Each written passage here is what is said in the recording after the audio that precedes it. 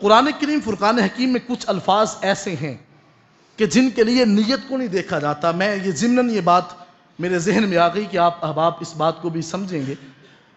نیت کو نہیں دیکھا جاتا، وہاں پہ صراحت کو دیکھا جاتا ہے. مثال کے طور پہ معاشرے کا یہ ایک حصہ ہو چکا ہے، بہت سے وہ لوگ ہم سے یہ مسائل پوچھتے ہیں کہ حضرت ہم اپنے گھر والی کو لفظ طلاق بول دیتے ہیں، اس کے حوالہ سے شرعی حکم کیا ہے؟ علماء فرماتے ہیں کہ اگر صراحت کے ساتھ 3 مرتبہ لفظ بول دیا تو وہ طلاق مغلظہ جو ہے اس کا وقوع ہو جاتا ہے، وہ عورت اس مرد کے لیے حرام ہو جاتی ہے. تو حضرات محترم میں بات کر رہا تھا ایسے صراحت والے لفظ جن کے اندر نیت کو نہیں دیکھا جائے گا. پھر انسان بعد میں بہانہ کرتا ہے کہ حضرت جب میں نے طلاق دی تھی تو میری نیت نہیں تھی، میں تو ویسے اس کو ڈرا دھمکا رہا تھا. صراحت کے ساتھ جو قرآن میں لفظ استعمال ہوئے ہیں ان کے لیے نیت کو نہیں دیکھا جائے گا، بلکہ کچھ الفاظ ایسے ہیں جو کنایتاً استعمال کیے جاتے ہیں. مثلاً کوئی بندہ اپنی زوجہ کو کہہ دیتا ہے کہ تو میرے گھر سے نکل جا، تو میرے گھر سے دفع ہو جا، تو مجھ سے دور ہو جا، تو مجھ سے آزاد ہے. یہ لفظ کنایتاً بولے جا رہے ہیں. ان کے اندر فقیہ انسان پوچھے گا کہ یار تیری نیت کیا تھی؟ اگر نیت چھوڑنے کی ہوئی تو طلاق واقع ہو جائے گی. اگر نیت فقط جو ہے وہ اس کو ڈرانے دمکانے کی تھی تو اس سے طلاق واقع نہیں ہوگی. میں بات کر رہا تھا کہ جو لفظ قرآن نے صراحت کے ساتھ بیان فرما دیے، جن کا الفاظ قرآن میں بیان ہے کہ الطلاق مرتان، طلاق 2 مرتبہ ہے. فَإِمْسَاكٌ أَوْ تَسْرِيحٌ بِإِحْسَانٍ، یا تو اس عورت کو روکنا ہوگا یا اس کو آپ آسانی کے ساتھ آزاد کر دیں. یہ لفظ صراحت کے ساتھ جب قرآن میں آ چکا ہے، اب اس کے حوالہ سے کبھی بہانہ نہیں چلے گا. دائیں بائیں علماء کو تنگ کرنے کی کوشش نہ کیا کرے. بہت سے لوگ وہ بھی ملتے ہیں جو کہتے ہیں کہ حضرت آپ لکھ دینا کہ طلاق 3 مرتبہ کہنے سے بھی کچھ نہیں ہوتا، آپ کیا جاتا ہے؟ حضرات ذی وقار جانا کیوں نہیں ہے؟ قبر کے اندر مولانا کے ساتھ آپ نے نہیں جانا، مولانا نے خود اکیلے جواب دہ ہونا ہے. تو حضرات ذی وقار ان حوالوں سے، ان بات کے حوالے سے کبھی سوچا کریں کہ ہم علماء کو یہ کیسے کہہ دیتے ہیں کہ یار آپ لکھ دو، تمہارا کیا جائے گا؟ تو حضرات ذی وقار یہ عمل کرنے سے پہلے کبھی سوچ لیا کریں کہ یہ میں لفظ بڑے جو ہے وہ دللے سے بول تو دیتا ہوں، لیکن اس کا انجام مجھے بعد میں بھگتنا پڑے گا، گلی گلی آپ کو رسوا ہونا پڑے گا. بہت سے لوگ وہ کہتے ہیں کہ ہم نے تو مذاق میں کہا تھا، لیکن بات یاد رکھیے گا کہ یہ ایک ایسا عمل ہے کہ جس کے اندر مذاق بھی قبول نہیں ہوتا. علماء فرماتے ہیں نکاح کے اندر مذاق نہیں ہے، طلاق کے اندر مذاق نہیں ہے، کسی کا جنازہ پڑھنے کے اندر مذاق نہیں ہے. حضرت باقی باللہ رحمت اللہ تعالیٰ علیہ کے سامنے کچھ طالب علم تھے، انہوں نے ایک بچے کو اٹھایا اور کہا حضرت جی اس کا جنازہ پڑھ دیں.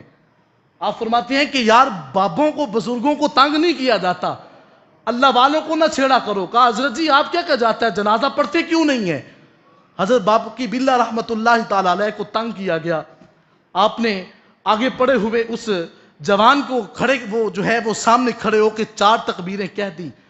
اب 4 تکبیریں کہنے کے بعد بچوں نے شغل کیا ہوا تھا کہ بابا جی جب 4 تکبیریں کہہ دیں تو تم نے فوراً کھڑے ہو جانا ہوگا. بچہ اٹھتا نہیں ہے. بچے قریب جا کے اس کو کہتے ہیں چل ہن اٹھ بھی جا، کی ہو گیا. اتنی بات کی تو حضرت باقی باللہ فرماتے ہیں اب اس کو رہنے دو، اب یہ قیامت والے دن میدان حشر میں ہی اٹھے گا. اس کا جنازہ باقی باللہ نے پڑھا ہے، کسی اور بندے نے تھوڑا پڑھا ہے. تو ذات ذی وقار 3 عمل ایسے ہیں کہ جس کے اندر فقہا فرماتے ہیں کبھی مذاق نہ کریں. ایک تو طلاق ہے، دوسرا نماز جنازہ ہے، اور تیسرا جو ہے وہ نکاح ہے. اگر یہ مذاق سے بھی کیا جائے گا تو وہ بھی یہ واقعہ جو ہے وہ واقعہ ہو جائے گا.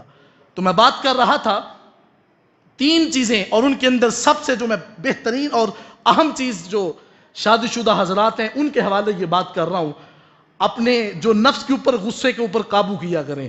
پھر گلی گلی لوگوں کے سامنے خاک جو ہے وہ جھاڑنے سے قبل بہتر ہے کہ آپ جو ہے وہ اپنی زندگی کو سنوار لیں.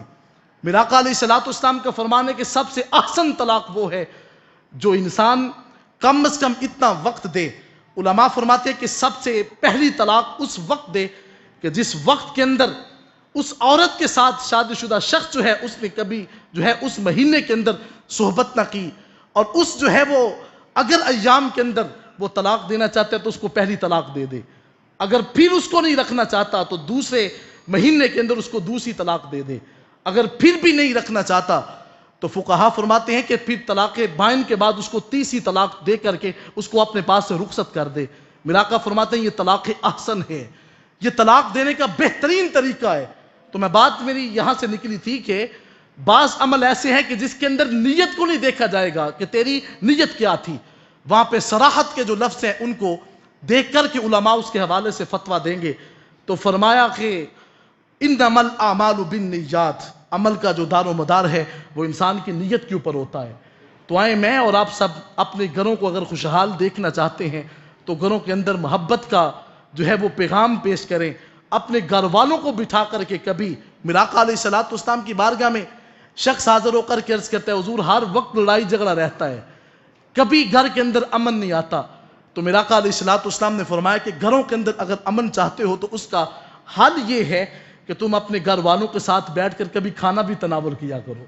جب گھر والوں کے ساتھ مل کر آپ کھانا کھائیں گے تو شفقت اور محبت کا ماحول پیدا ہوگا۔ حضرت عائشہ صدیقہ رضی اللہ تعالی عنہا آقا علیہ السلام کی زوجہ محترمہ ہیں۔ حضور علیہ السلام نے ایک دن کہا کہ عائشہ یہ پانی کا پیالہ ہے، اس میں سے پانی تو پیو۔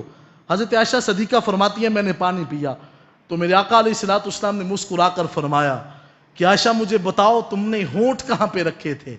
عرض کی حضور آپ نے کیا کرنا ہے؟ فرمایا میں نے امت کو درس دینا ہے کہ جہاں پہ تمہارے ہونٹ لگے ہیں میں بھی وہاں سے پانی پیوں گا۔ اپنی شریک حیات کے ساتھ محبت کے ساتھ پیش آنا یہ کوئی جرم نہیں ہوتا، مدینے والے آقا کی سنت ہوتی ہے۔ کبھی گھر کے اندر ماحول تو پیدا کریں ایسا کہ جس کے ذریعے سے گھروں کے اندر امن واقع ہو، سکون آ جائے اور محبت کی جو فضا ہے وہ پروان چڑھنا شروع ہو جائے۔